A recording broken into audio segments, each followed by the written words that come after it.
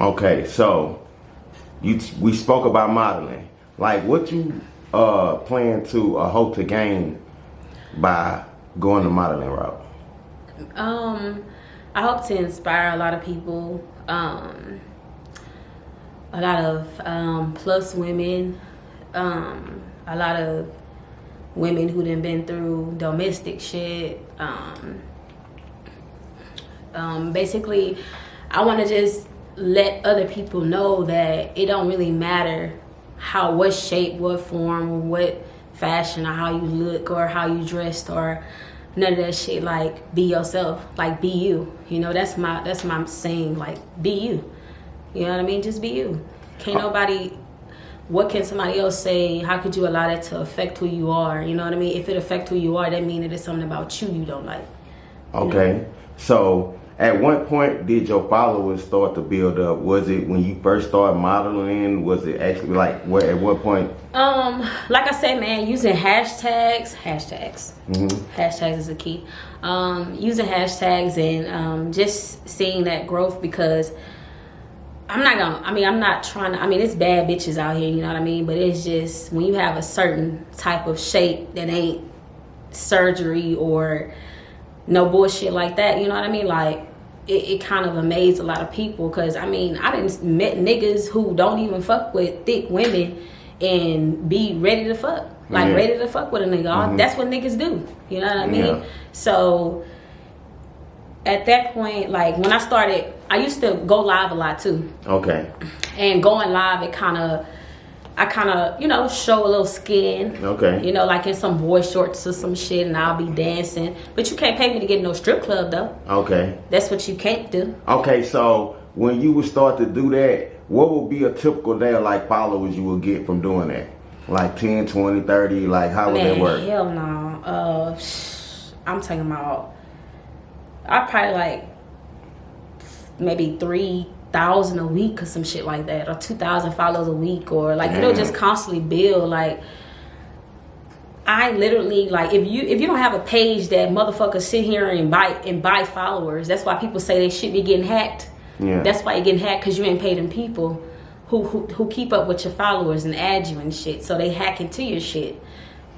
You have to literally go and add all these people.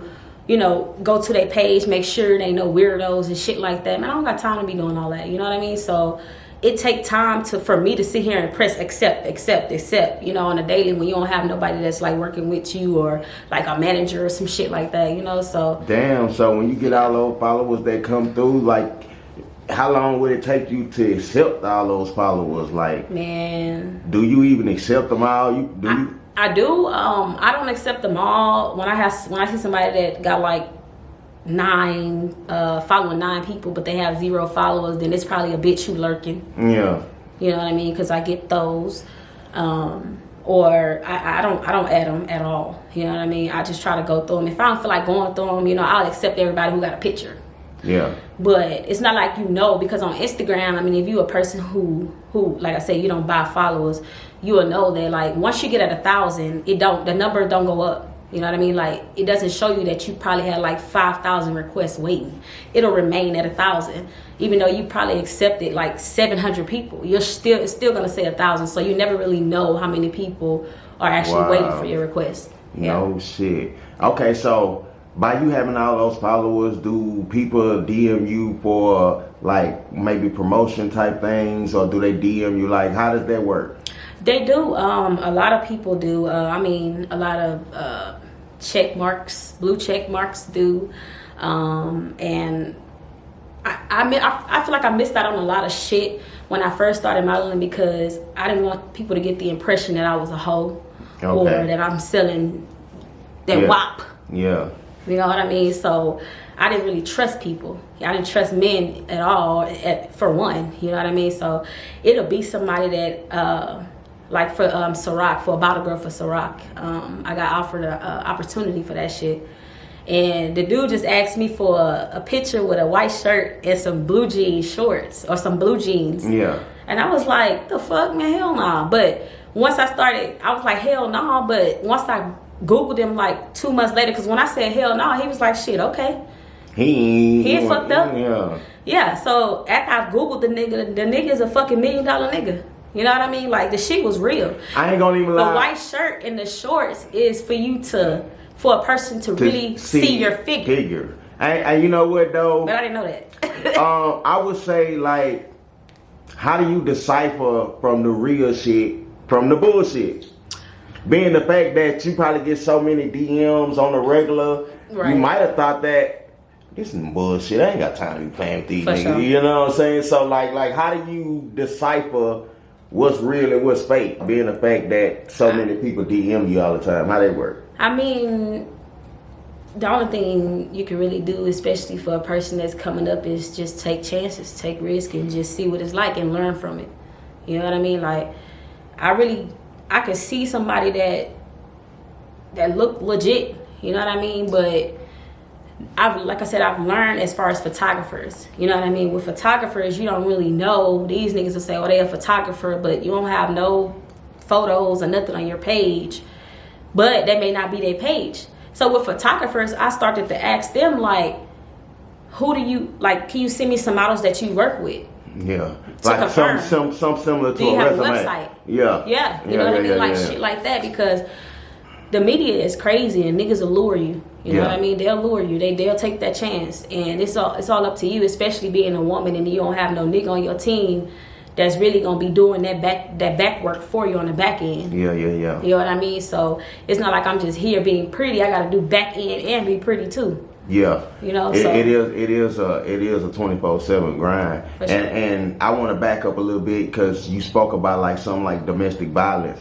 Like what inspired you or what motivated you to just go that route, that particular route? Is it something you've been through yourself? Like how does like? Oh yeah, man.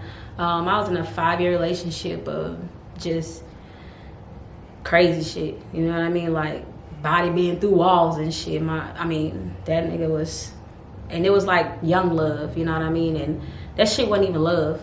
You know, it was just, just being with somebody. But for 5 years, it's like when a person threaten you that if you leave, they'll kill you. It's like, damn, you'll be really scared if you used to that motherfucker really putting his hands on you and shit.